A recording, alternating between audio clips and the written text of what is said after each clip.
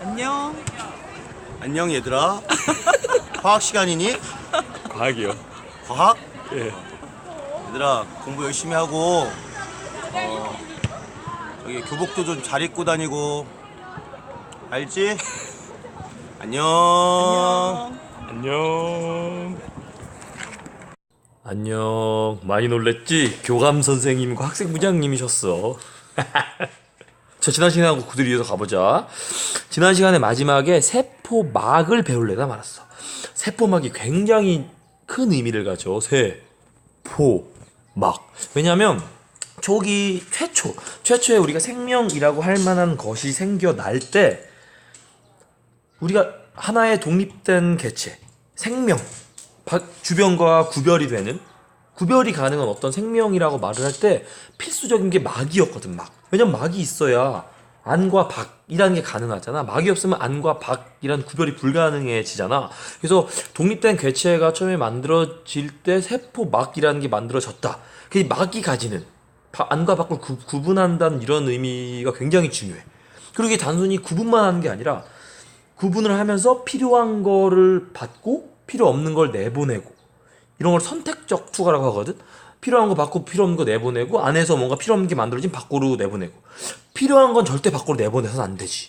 그치? 뭐 그런 일까지 할 수 있는 막이 있었어야 돼서 세포막이라는 게 굉장히 큰 의미가 있어. 세포막 한번 배워보자. 자, 일단 세포막. 이게 세포면 이게 세포의 막인데, 세포막을 확대해보면 요렇게 돼 있어요. 세포막은 크게 인지질과 단백질로 구성돼 있어. 요걸 인지질이라고 해. 여기 있는 게 단백질. 다른 말로 막 단백질이라고도 하고. 근데 보면 알겠지만 인지질이 두 층으로 돼 있지? 두 층으로 돼 있어. 그래서 우리는 뭐라고 부르냐면 인지질 이중층이다 이렇게 불러. 인지질 이중층. 이 인지질 이중층에서 인지질을 다시 한번 띄워놓고 보면, 인지질은 이렇게 생겼죠. 이렇게 생겼는데, 인지질은 머리 부분과 꼬리 부분으로 나눠져. 이 머리 부분과 꼬리 부분으로 나눠지는데, 여기 단백질이 박혀 있고, 머리 부분과 꼬리 부분으로 나눠지는데,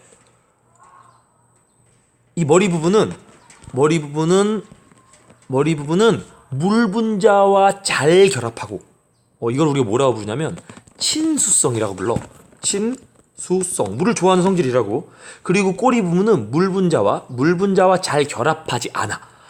물을 싫어하는 부분에서 소수성이라고 불러. 친수성과 소수성. 그래서 근데 인지질의 이 부분이 물을 좋아하고 이 부분이 물을 싫어한다고. 근데 우리 몸의 대부분이 물이잖아. 그러니까 그러니까 이 세포막 입장에선 여기도 어차피 다 우리 몸이니까, 여기도 우리 몸이니까 어차피 물 투성이라고. 그러니까 물을 좋아하는 부분이 물 쪽, 즉 바깥쪽을 향하고, 물을 싫어하는 부분이 이렇게 모이게 돼 있어요. 그래서 인지질이 이런 형태로 이중층을 이루게 된다라는 게 굉장히 중요하지. 무슨 말인지 알겠지? 그래서 이런 인지질 이중층이 서로 머리가 반대쪽을 보고 있고 꼬리를 마주 보고 있는 이런 형태로 가게 돼. 재밌지 않냐 이런 거? 그렇게 된다는 거지.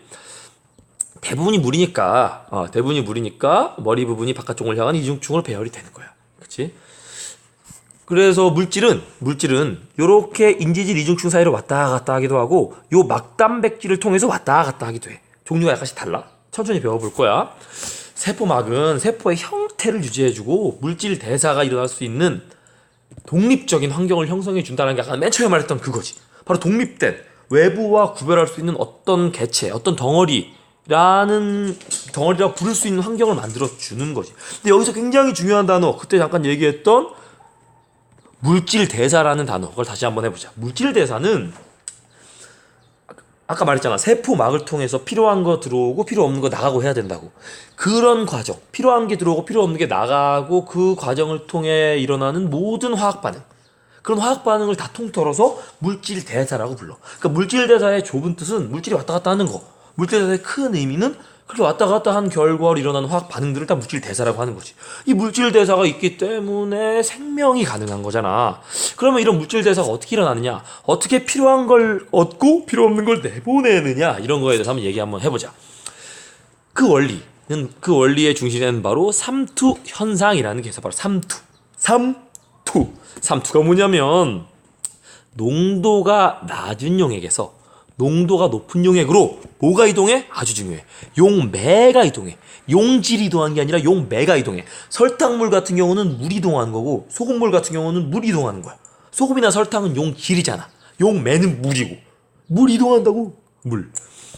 삼투 현상이 뭐냐면 이런 거야. 여기 이렇게 농도가 낮은 용액. 이거를 저장액이라고 불러. 저장액. 농도가 높은 용액. 얘를 고장액이라고 부르지. 고장액.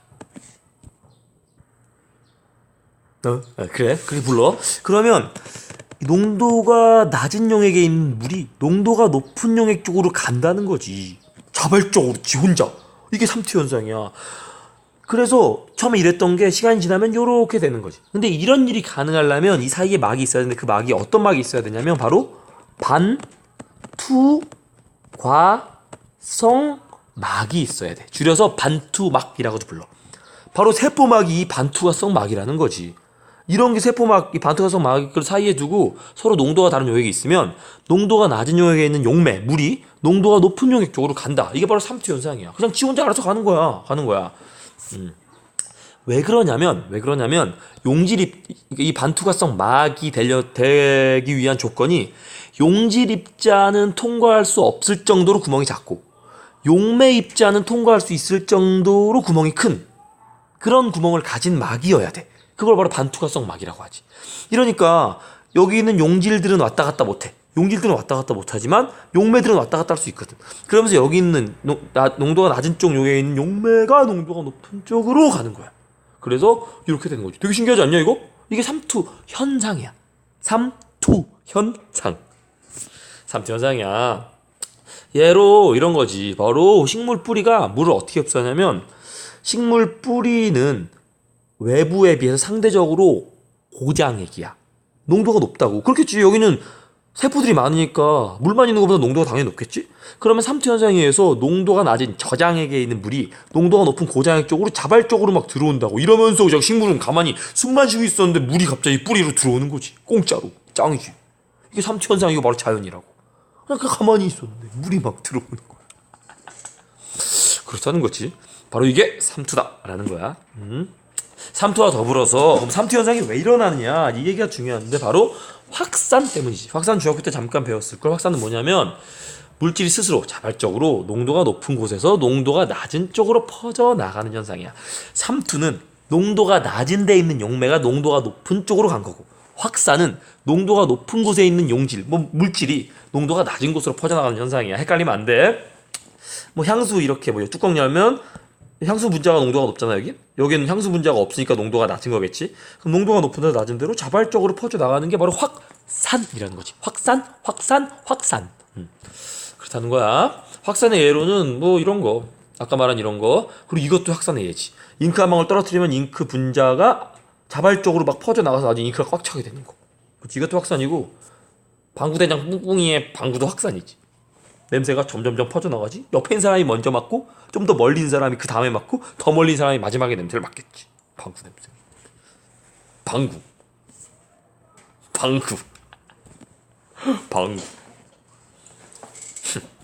나 37살이야. 37살 딸이 둘이야. 자, 세포에서는 세포막을 경계로 농도차, 농도차에 따라서 확산이 일어나요. 자발적으로.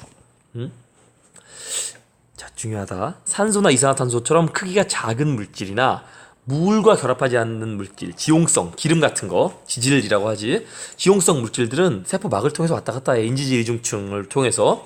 그런데 이온이나 전하를 가진 이온이나 포도당 아미노산 같이 비교적 큰 애들은 막단백질을 통해서 왔다 갔다 한단 말이지. 왔다 갔다 해. 알겠지? 자, 이런 것들을 다 우리가 뭐라고 하냐? 바로 선택적 투과라고 말해. 물질을 종류에 따라 선택적으로 왔다 갔다 주고받고 한다라는 거지. 생명이기 위해서 반드시 필요한 거야. 아무거나 다 받고 아무거나 다 뱉으면 안 되잖아. 필요한 건 받고 필요 없는 걸 뱉어야지. 바로 이 선택적 투과성 덕분에 생명이 가능하다라는 거. 폐포는 그러니까 숨을 들이마시면 숨이 폐포까지 가. 끄트머리. 그러니까 이 폐 끄트머리 알라리 져 있는 걸 폐포라고 불러. 폐포까지 가면 우리가 숨을 들이마시면 거기엔 산소의 농도가 높잖아. 근데 우리가 지금 온몸을 한 바퀴 돌고 온 피에는 산소 농도가 적겠지. 그럼 산소 농도가 높은 산소에서 산소 농도가 낮은, 그러니까 피로 자발적으로 이렇게 가는 거, 이게 바로 확산이지. 이 확산 과정을 통해서 우리가 들이마신 폐에 있는 산소가 피로 들어가고, 피에 있는 이산화탄소, 피는 지금 호흡 한번 하고 났으니까 적혈구에는 이산화탄소가 있을 거 아니야. 아니야, 이산화탄소는 적혈구에 있는 게 아니야. 말 실수. 아니야. 피에 있는 이산화탄소가 농도가 높겠지. 지금 여기 페포 방금 들이마신 숨보다. 그러니까 자발적으로 농도가 높은 곳에서 농도가 낮은 곳으로 이산화탄소가 이동하는 거지. 알겠지? 또 반대로 산소를 가득 실은 피가 쭉 가면 조직세포, 우리 몸의 세포들 늘 산소가 부족하네. 늘 쓰니까 늘 산소가 필요하겠지? 그럼 상대적으로 방금 산소를 싣고 온 적혈구에 산소가 많을 거고, 여기 산소가 적을 테니까 산소가 농도가 높은 데서 농도가 낮은 곳으로 자발적으로 이동하지. 호흡 과정에서 만들어진 이산화탄소가 자발적으로 다시 피로 가는 것처럼 이 과정이 계속 반복되면서 숨을 쉬고 몸 곳곳 조직세포에 산소를 공급할 수 있는 거지. 또 몸 곳곳 조직세포에 있는 이산화탄소를 수거해 올 수 있는 거. 되게 신기한 일이야. 이게 네가 아무것도 안 해서 넌 숨만 쉴 수 있는데 알아서 해준다니까? 그것 때문에 네가 살아있는 거야. 엄청 신기한 거라고. 자, 이를 통해서 생명 시스템을 유지한다 라는 그런 이야기지. 방금 얘기한 그거. 그리고 이렇게 니네가